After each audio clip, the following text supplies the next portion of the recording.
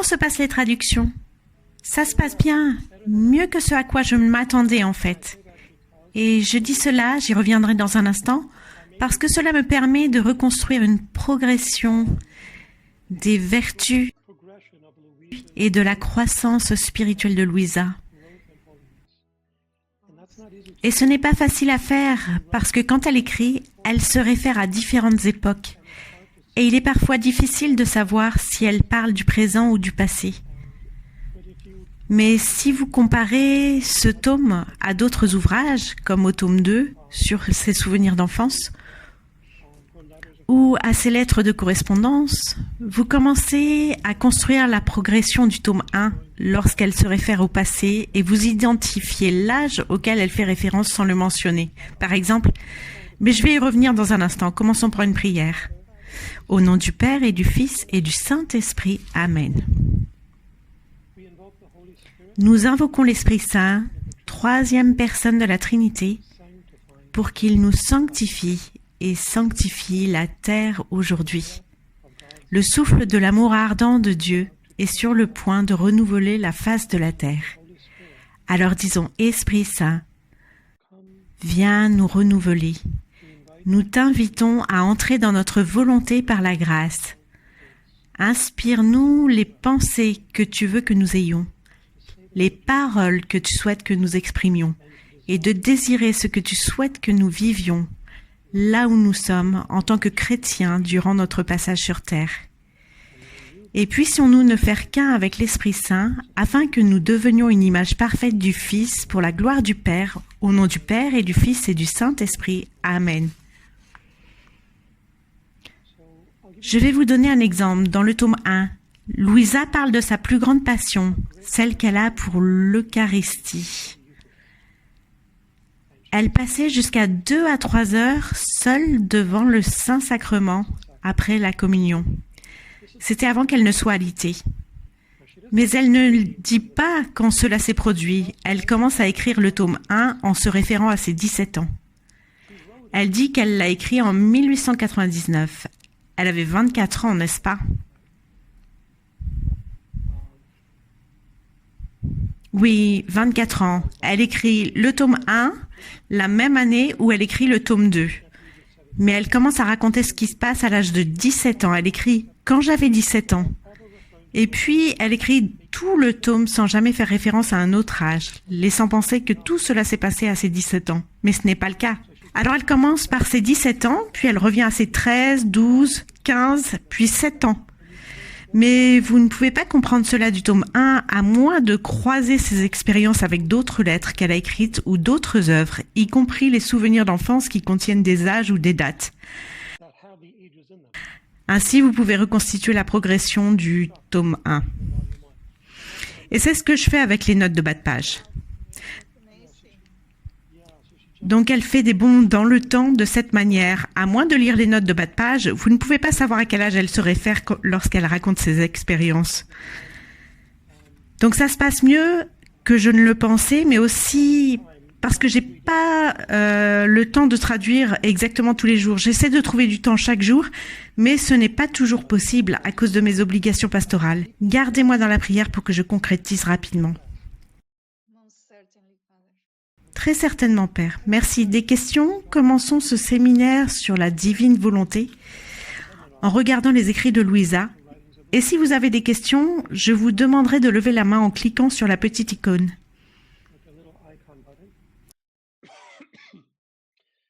Et une fois que nous commencerons à répondre aux questions, je demanderai à tout le monde de couper son micro afin qu'il n'y ait pas de bruit de fond. Aujourd'hui, 3e dimanche de Carême, nous avons parlé, pour ceux d'entre vous qui sont déjà allés à la messe, de la purification du temple. Jésus entre dans l'enceinte du temple, fabrique une corde, chasse les bœufs et exprime une grande colère de voir l'honneur de son Père bafoué par la profanation de sa maison. Un petit aperçu de l'évangile d'aujourd'hui est qu'il y a 2 mots araméens pour désigner le temple que nous n'avons pas en anglais. Nous n'avons qu'un mot en anglais. En araméen, nous en avons 2. L'un se réfère à la structure physique, l'architecture, le bâtiment, la synagogue. L'autre est le corps humain. Comme le dit saint Paul, votre corps est le temple du Saint-Esprit. Alors lorsque Jésus dit « Si vous détruisez ce temple, en 3 jours je le relèverai », il n'utilisait pas le mot qui désigne la structure. C'est le mot naos, N-A-O-S, en araméen. Et le mot pour le temple en tant que corps est Hiron, H-E-R-O-N. Ainsi, quand il a dit « En 3 jours je le relèverai », il utilisait ici le sens du temple qu'est le corps. Il y a une légère nuance en araméen entre ces 2 significations, mais cette nuance n'a pas été saisie. Ils ont pensé qu'il faisait référence à la structure physique. Ok. Question à Gabi? Oui, bonjour.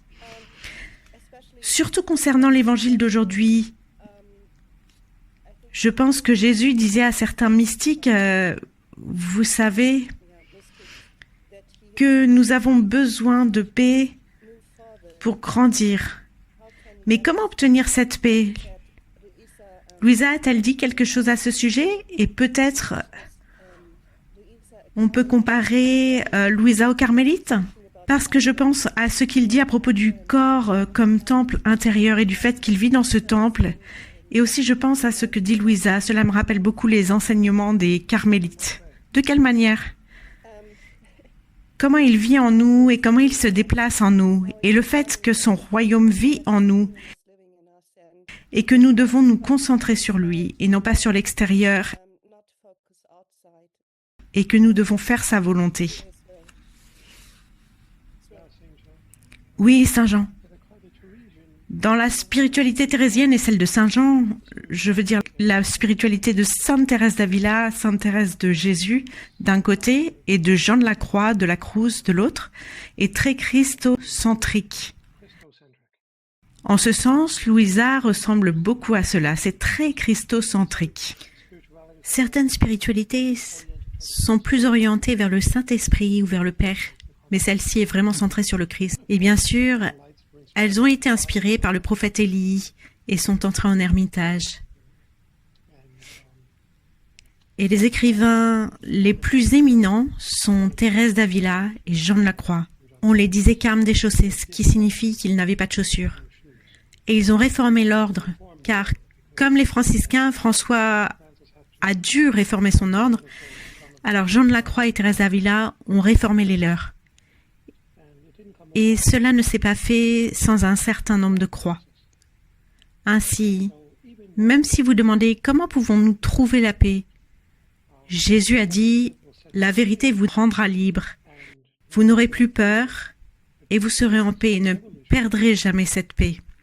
Vous serez libérés en n'étant plus traînés sur la route sur quelques kilomètres.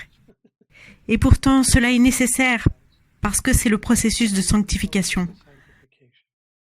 Vous savez qu'il n'y a pas de sanctification sans le chemin de purification, de l'illumination, de l'unification, de la divinisation.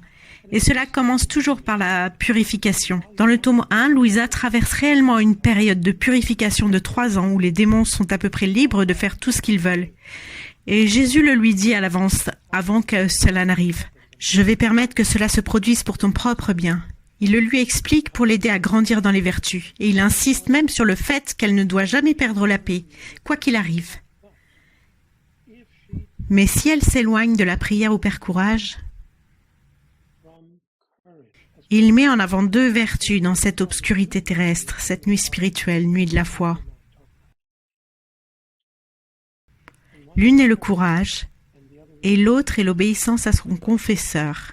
Mais ensuite, il lui dit, n'arrête jamais de faire tes prières quotidiennes. Si tu le fais, le diable prendra le dessus et tu commenceras à souffrir davantage. Mais si tu continues à prier, tu trouveras de la joie dans cette souffrance. Alors, pour répondre à votre question, comment pouvons-nous avoir la paix? La clé, à mon avis, pour trouver la paix en ces temps troublés est d'avoir une vie de prière constante dès qu'on se lève, car c'est là qu'on trouve la joie dans la souffrance. Voyez-vous, pendant que je traduisais le tome 1, je suis tombée sur ces sous-titres en rouge qui n'ont pas été écrits par Louisa, et ils sont théologiquement incorrects pour plusieurs d'entre eux. Je les remplace par des sous-titres appropriés. Et l'un d'eux dit ceci, ce qui est théologiquement incorrect, que Louisa aimait la souffrance. C'est faux. Elle n'aimait pas souffrir. Elle aimait la joie dans la souffrance, ce qui fait une grande différence. C'est comme dire que l'argent est la racine de tous les maux. Ce n'est pas ce que dit Paul, il dit que l'amour de l'argent est la racine de tous les maux. L'argent est bon si vous l'utilisez bien.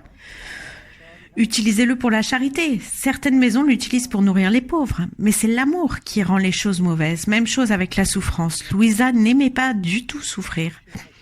Elle voulait que les souffrances quittent le Christ. Elle ne voulait pas voir le Christ souffrir. Elle l'a prise sur elle et c'est comme un dernier recours pour l'aider à supporter sa souffrance. C'est pour cela qu'elle a souffert. Dans cette souffrance, il y avait une joie parce qu'elle soulageait le Christ. Elle ne voulait pas que quiconque souffre et elle le dit à plusieurs reprises. Ainsi, alors que nous sommes dans des temps qui sont les derniers et que nous luttons pour trouver la paix, nous devons avoir une vie de prière constante dès le réveil parce que cela nous donne de la joie. Tout commence à avoir un sens lorsque vous agissez dans un esprit d'oraison ou de prière et que vous évitez les tentations qui vous enlèvent la paix, comme certaines choses que vous regardez ou lisez sur Internet ou à la télévision. S'ils vous font sortir de cette paix ou s'ils volent votre temps de prière, alors vous allez les éviter pour votre propre bien. Et si vous ne savez pas comment faire face à une certaine situation dans l'Église ou dans le monde, tournez-vous vers les personnes compétentes dans ces domaines et en qui vous avez confiance. Vous savez que vous ne voulez pas simplement suivre tout le monde, car vous serez alors dans la confusion et cela ne vous laissera pas en paix. Donc comme l'a dit Saint Jean-Paul II, si vous lisez ou regardez quelque chose, ne le faites pas longtemps, mais recherchez la qualité. Par exemple, lisez peu de livres, mais de bons livres. Vous savez, ne commencez pas à lire ceci ou cela parce que vous êtes dans la confusion. Limitez-vous à ce qui est solide, fiable, surtout en ce qui concerne notre foi, notre morale, notre discipline, notre doctrine. Ok, une autre question? Quel est le prochain, Mike? José de Colombie. Comment voyez-vous de manière générale la situation de l'Église? Alors, comment devrions-nous trouver la paix en cette période de fin des temps, avec l'état de l'Église, avec cette apostasie, ce désert? Nous devons être centrés sur Dieu, sur Jésus-Christ, le Père, l'Esprit, en étant fidèles à notre routine quotidienne. Ce que je recommanderais et qui est très utile, c'est une heure sainte. Saint Padre Pio a fait quelques déclarations sur l'heure sainte. Je connais 3 citations de grands saints sur l'heure sainte. Mère Teresa de Calcutta, Saint Padre Pio, Saint Ignace de Loyola. Et Saint Padre Pio disait que 1000 ans de gloire humaine ne valent même pas une heure passée en douce communion avec Jésus dans le Saint-Sacrement. 1000 ans de gloire humaine ne valent même pas une heure passée en douce communion avec Jésus dans le Saint-Sacrement. Sainte Mère Teresa de Calcutta a déclaré que si les gens passaient 1 heure par semaine en adoration eucharistique, l'avortement prendrait fin. 1 heure sainte par semaine. Si les gens faisaient cela, l'avortement prendrait fin, par exemple. Maintenant, Saint Alphonse de Liguori. Une chose est sûre, après la Sainte Communion, aucun acte d'adoration n'est plus agréable à Dieu et aucun n'est plus utile que la visite quotidienne à notre Seigneur Jésus-Christ dans le Saint-Sacrement sur nos autels. Sachez qu'en passant 1 quart d'heure devant Jésus dans le Saint-Sacrement, vous obtenez plus qu'à travers toutes les bonnes actions du reste de la journée.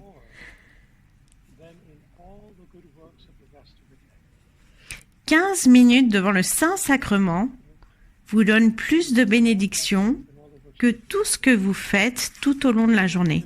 Quand j'ai rencontré Mère Teresa, je l'ai rencontrée 2 fois à Rome. La première fois que je l'ai rencontrée, c'était là où elle avait une maison près du Colisée, sur une colline. Et elle était à genoux au fond de l'église et toutes les religieuses étaient en avant devant l'autel. Je ne l'ai pas vue, même si je regardais autour de moi. Je me suis dit, mince, elle n'est pas là. Mais elle était prosternée, un voile la recouvrait, donc je ne l'ai pas vue. Et elle adorait face contre terre, et elle le faisait 3 heures chaque matin avant de nourrir les pauvres. Elle se levait tôt le matin et passait 3 heures chaque jour devant le Saint-Sacrement. L'évêque Fulton Sheen a dit dans l'un de ses discours qu'il ne manquait pas un jour. En 55 ans de sacerdoce, il n'a pas raté un seul jour l'heure sainte devant le Saint-Sacrement. C'est très puissant pour garder la foi et se concentrer sans perdre la paix d'avoir cette communion avec Jésus. Je sais que vous ne pouvez pas tous le faire parce que vous n'avez pas d'église à proximité ou que vous ne pouvez pas y aller lorsque l'église est ouverte. Mais vous pouvez ériger chez vous un petit sanctuaire, un petit endroit où vous pourrez prier loin du bruit et vous recueillir dans la prière en méditant les heures de la Passion, la Bible par exemple. Ok, prochaine question. Allez-y, s'il vous plaît. Merci.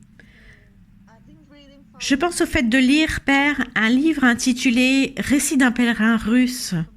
Je ne sais pas si vous le connaissez. Oui, il y a des années, par mon neveu. Je ne me souviens pas du contenu « Récit d'un pèlerin russe ». Pourquoi en parlez-vous? Eh bien, je le lisais et il parlait de prier sans cesse et il fait référence à la compréhension des pères de l'Église, de la prière du Notre Père et à la façon dont il a commencé à répéter cette prière. Jésus-Christ, Fils de Dieu, aie pitié de moi pécheur. Oui, c'est un oriental, c'est une prière orientale, c'est très puissant, oui. Alors je me demandais, est-ce que cela va m'aider si je répète que ton règne vienne, que ta volonté soit faite sur la terre comme au ciel? Est-ce que cela va me rapprocher de Dieu si je le fais?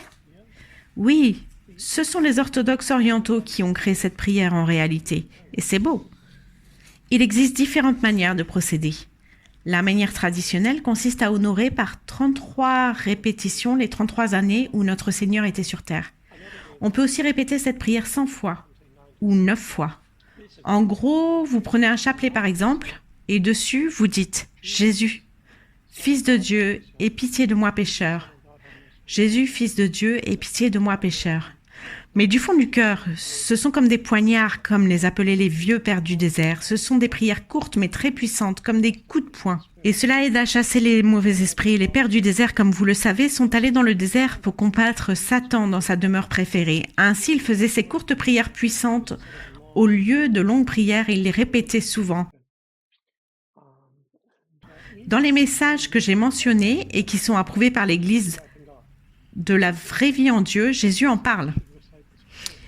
Il dit que vous devriez réciter cette prière. Donc, ce que je disais, c'est que cela fonctionne. Il s'agit d'avoir une prière très centrée sur Dieu, de prier sans cesse, d'être dans la présence perpétuelle de Dieu, d'être conscient de la présence perpétuelle de Dieu. Merci, Père. Oui, Père. Ma question porte sur la souffrance. Jésus dit dans le volume 33 qu'il est emprisonné dans la pauvre cellule de la créature pour continuer sa vie de souffrance ici-bas, et dans laquelle il se décrit. Il dit « Je suis la souffrance qui se cache à l'intérieur ». Pouvez-vous, s'il vous plaît, nous éclairer davantage à ce sujet? Pouvez-vous répéter « Il souffre où » ? À l'intérieur de quoi? À l'intérieur de la créature. Ah, d'accord. Pouvez-vous nous dire d'où cela vient? Quel passage? Oui, tome 33, le 14 janvier 34. Ok, laissez-moi chercher ce passage.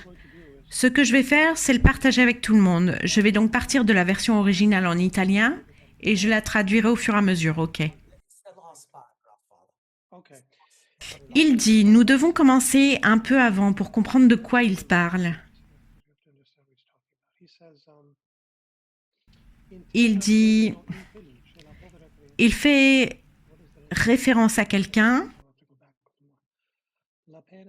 donc on doit remonter un peu plus haut.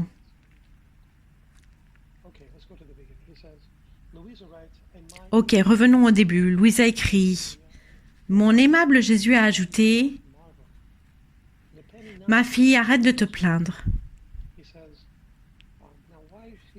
Il dit « Alors pourquoi parle-t-il des douleurs qui sourient devant la gloire? Les souffrances sourient face à la gloire. Pourquoi dit-il cela? » Revenons un peu à l'état de Louisa. Elle dit « Me trouvant dans un état où je souffre un peu plus aujourd'hui que d'habitude, je pensais Oh, comme j'aimerais que mes douleurs et comme j'aimerais que mon amour pour ces souffrances forment les ailes qui puissent me faire voler vers la patrie céleste. Et au lieu de m'affliger, mes petites douleurs pourraient apporter la gloire.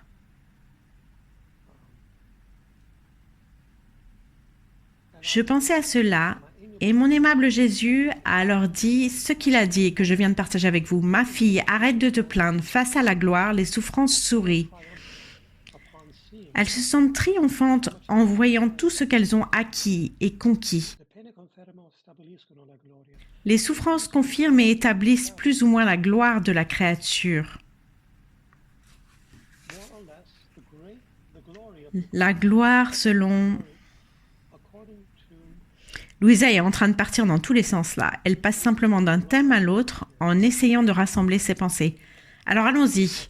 Je vais le faire maintenant que nous avons l'idée. Je vais juste descendre jusqu'au passage où il parle de la souffrance chez la créature et que vous avez mentionné. Veux-tu savoir ce qu'est la souffrance? Je suis la souffrance. J'utilise la grammaire napolitaine simple de Louisa.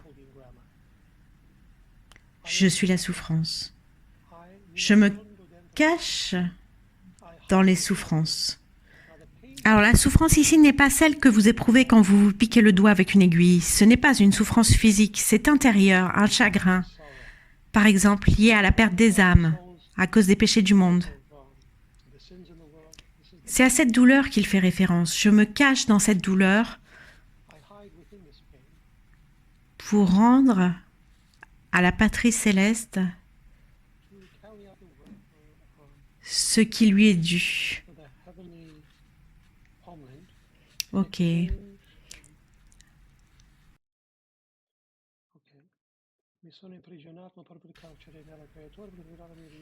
Alors voilà, il dit, je suis emprisonné dans la pauvre cellule de la créature pour continuer ma vie dans le chagrin et la souffrance ici-bas.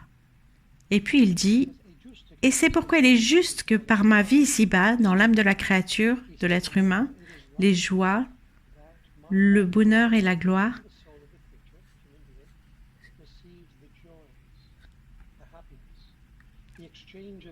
soient rendus dans la céleste patrie. Qu'est-ce que cela signifie?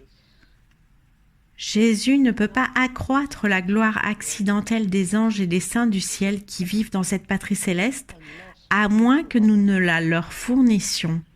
Je vais vous citer un autre passage où Jésus corrobore ceci. Très bien, après avoir terminé ce propos.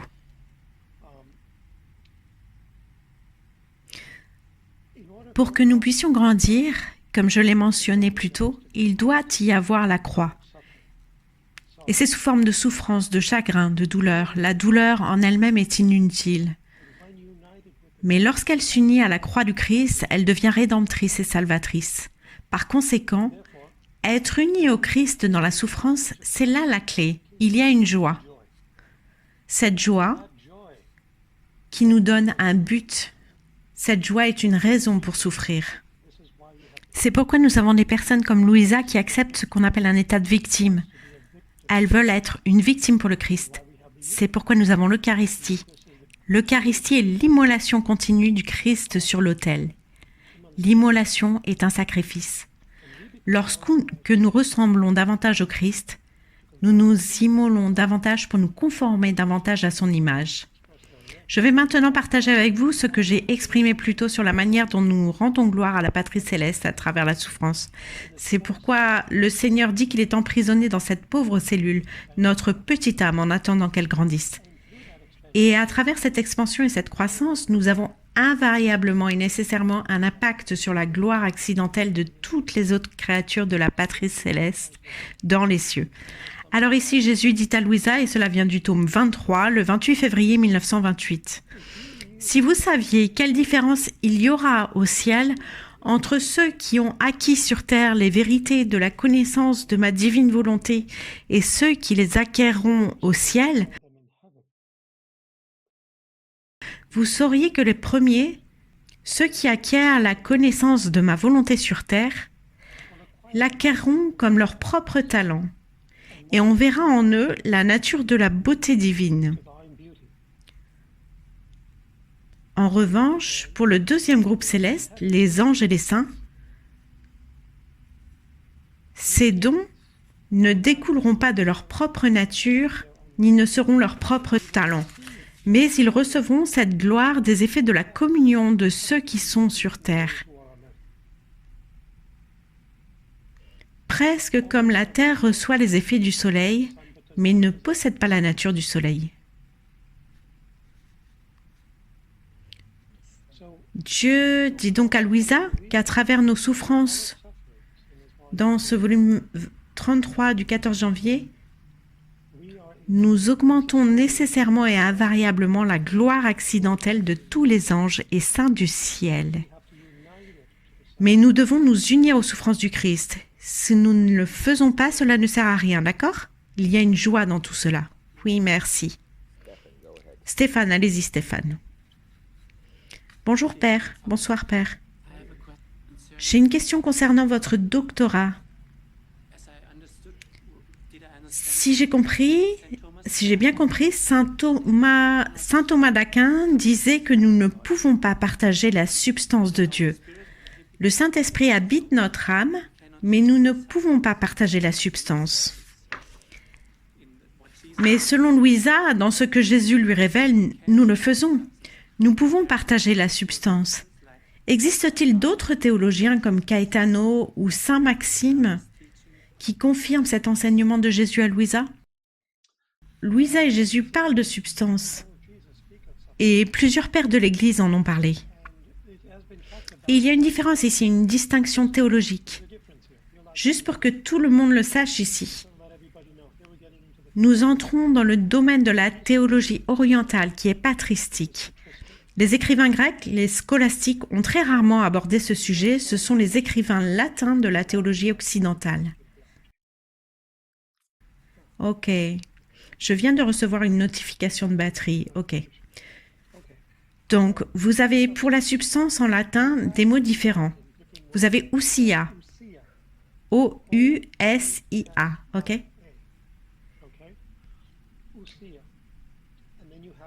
Et puis, vous avez sostanza. Je vais donc voir si je peux retrouver la citation exacte ici, parce que j'ai ces citations dans les notes de bas de page.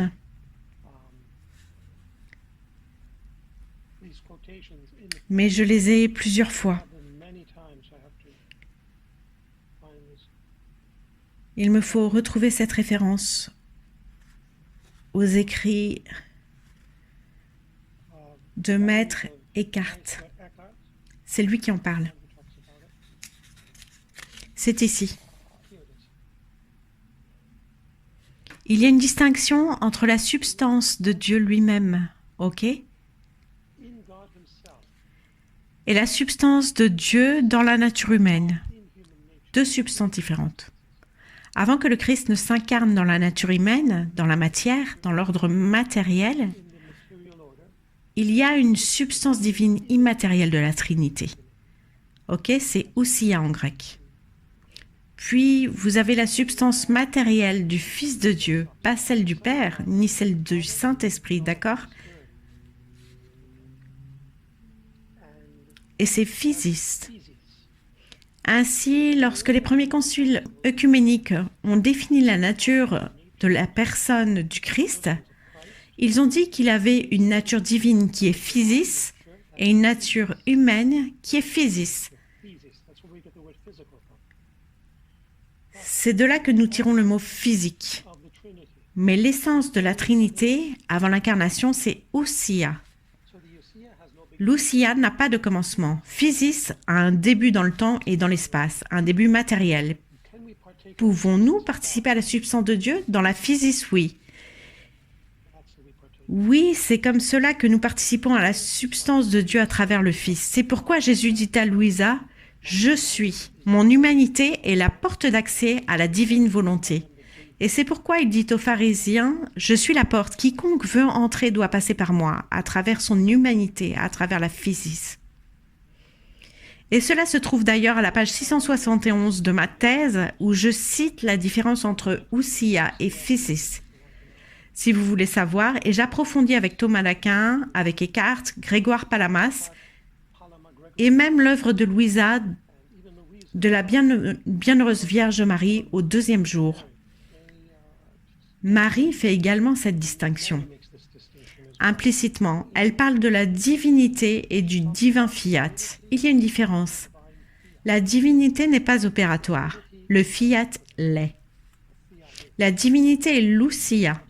Le divin fiat est la physis, ok? À quelle page, s'il vous plaît, Claire?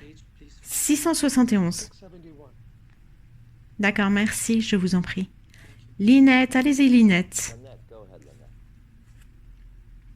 Bonjour Linette, comment allez-vous? Ça fait longtemps, je vais bien. Comment allez-vous? Ça fait plaisir de vous voir.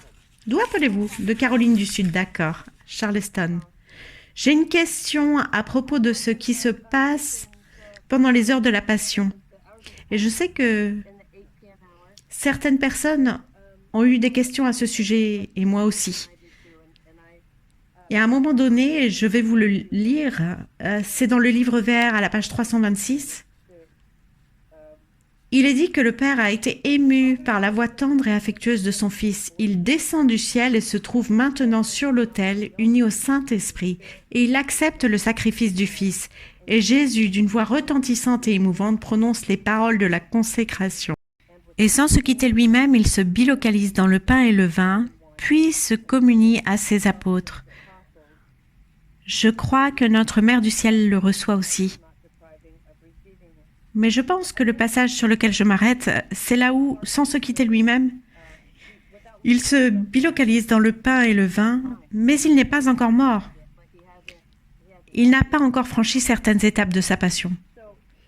Donc, je pense que ce que j'entends de certaines personnes qui l'ont lu, c'est qu'elles disent, eh bien, alors, quand il a donné le pain consacré à ses apôtres, que veut-il dire par « il s'est bilocalisé dedans » ? La différence entre cela et le fait qu'il n'était visiblement pas encore mort.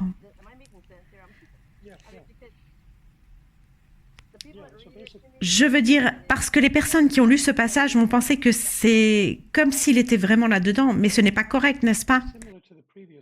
C'est similaire à la question précédente. Comment est-il présent? Oui. Donc, la question que vous me posez, je suppose, est quelle est la différence entre sa présence dans sa nature humaine pendant qu'il est vivant sur Terre et le pain qui est simultanément présent avec lui? Eh bien, comme à la dernière scène, oui. Je veux dire la dernière scène, oui. Alors, au cours de la dernière scène, le Seigneur s'est dupliqué pour la première fois. Utilisons des termes simples. La bilocation consiste essentiellement à se trouver à deux endroits à la fois, en entier. Corps, sang, âme et divinité. Ainsi, à la différence de la personne divine du Christ qui est une, l'hostie n'a pas de personnalité, d'accord? C'est un morceau de pain. Le vin n'a pas de personnalité. C'est quelque chose, c'est de la matière. Quand le Christ entre dans ce pain et ce vin, sa présence qui coexiste avec son humanité sur Terre avant sa mort, il faut comprendre comment il subsiste. C'est le mot utilisé par le Concile de Trente pour la subsistance du pain et du vin. Il subsiste en remplaçant à nouveau la substance, la physis, du pain et du vin, tout en laissant inchanger les espèces, c'est-à-dire ce que l'on voit. Alors, nous voyons du vin, nous goûtons du vin, nous voyons du pain, nous goûtons du pain après la consécration. Mais ce que nous ne voyons ni ne goûtons pas, c'est le corps, le sang, l'âme et la divinité du Christ. Cela s'appelle... Un évêque de France a créé ce terme qu'est la transsubstantiation et que saint Thomas d'Aquin a repris 7 ans plus tard. Le Christ est donc présent en deux lieux lors de la scène, dans le pain qu'il vient de consacrer et dans sa propre personne divine, dans son humanité. Il n'est pas resté dans ces deux endroits à la fois, car une fois qu'ils l'ont eu consommé au bout de 15 minutes, cela formera une partie de leur sang. Ils n'avaient pas encore de tabernacle, n'est-ce pas? Il n'a été conservé nulle part. Voilà donc la différence entre sa présence, source de l'Eucharistie, et l'effet de sa présence, qui est son corps, son sang, son âme et sa divinité en substance sous les formes extérieures accidentelles du pain et du vin. Et Jésus dit à Louisa qu'il reçoit de nous une plus grande gloire que de la part de l'Eucharistie, parce que l'Eucharistie ne peut pas répondre à Dieu, c'est du pain et du vin. Il n'y a ni volonté, ni moyen, ni rationalité. C'est vrai, c'est vrai. Quant à nous, quand nous recevons l'hostie, ce qui nous permet de devenir comme le Christ par la grâce, c'est l'hostie qui produit le sacrement de la grâce. Alors nous pouvons répondre en donnant ce que le pain et le vin ne peuvent pas donner, c'est-à-dire multiplier la gloire, les actes de réparation, etc. Est-ce que ça répond à votre question? Oui, merci. Et parce que je suis enseignante et que j'essaie de bien dire les choses à mes élèves, j'essaie d'expliquer un peu pour qu'ils puissent comprendre. Alors quand je leur parle de ça,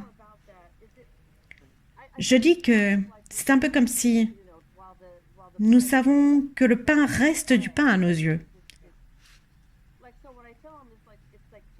Mais Jésus est comme, et vous pouvez me corriger s'il le faut, c'est comme si Jésus était, disons, entré dans notre corps, mais nous restons nous-mêmes. Nous ne devenons pas Dieu.